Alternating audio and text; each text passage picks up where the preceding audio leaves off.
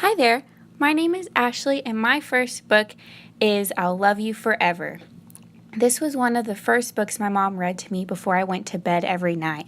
We would snuggle up in bed together, and she would read me this book and remind me that no matter what I did, where I went, or who I became, I would always be her little girl and she would love me. She would always joke that when I got older, I would have to rock her and sing the song to her. As a little kid, I didn't like this idea very much at all. Goodnight Moon was another book that my mom read to me before bed.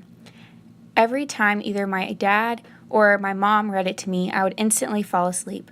I loved this book, and I would always, before falling asleep of course, run over to the window and tell the moon goodnight. Bob books were the first books I ever read by myself. Mom and I would snuggle in the rocking chair in the living room, and I would practice reading these books.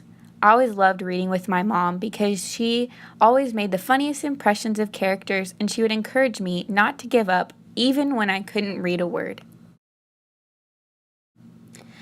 I absolutely loved Amelia Bedelia. I remember laughing so hard I couldn't breathe with my mom when we were reading these books.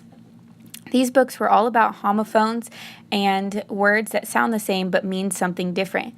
Amelia would always do the wrong thing with the homophones and she would get in trouble. Without knowing it, these books were teaching me great literacy and reading skills. As a kid, I just thought they were funny. I had no idea that I was learning something. Henry and Mudge were my first chapter books to ever read by myself. I started reading them in the first grade, and I absolutely loved them. I had a dog named Shelby at the time who went everywhere with me, like Mudge went with Henry. When I was little, Shelby would stand guard at the end of our driveway when I was playing in the front yard so that I didn't go into the street where the cars were. She was a very protective dog, and I loved her so much. Junie B. Jones was another one of my favorite chapter books. My love for Junie B. Jones began in kindergarten because my teacher read to us every day from these books. When I got old enough to read them on my own, I read the majority of them, and there are a bunch. This particular Junie B. Jones book, Beauty Shop Guy, was my favorite because she cuts her own hair and gets in trouble at school. I couldn't ever relate to the mischief she got herself into, but I thought it was hilarious, and it made me feel better about myself because at least I never got in much trouble as she did. My family goes on vacation every summer. My mom is a school teacher, and my sister and I were always in school, so summertime was the perfect and most convenient time for a family vacation. We never took a plane either. We always drove to the places we were going. This was a blessing because it was cheaper, but also a curse because you were stuck in the car with your family for a long time. To break up this time before vacation, my mom, sister, and I would go to the library and pick out Hank the Cowdog audiobooks to listen to during the car ride. My dad absolutely loved them. He thought they were so funny and would make jokes about whatever Hank was doing in this book for the rest of the vacation. He always looked forward to listening to them, and I always looked forward to watching him die laughing and still trying to drive like a sane person. Where the Red Fern Grows was the first book I ever got emotionally connected to. I have a love-hate relationship with this book. I loved it because my mom and I would read it together for my 6th grade summer reading project, and we grew to love the characters together. But I also hate it because it broke my heart, and I have never cried so hard at a book in my entire life.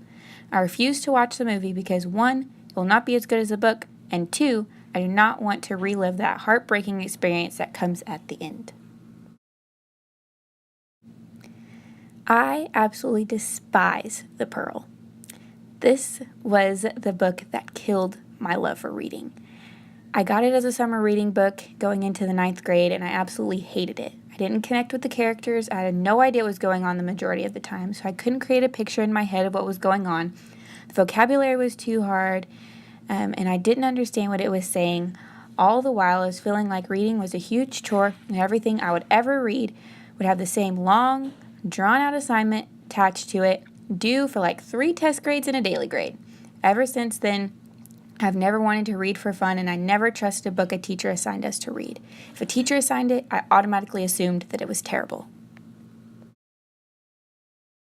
I'll be honest, I have a slight obsession with anything that has to do with Dr. Seuss and anything that he ever wrote. I want to decorate my future classroom Dr. Seuss theme, and I just love everything he wrote.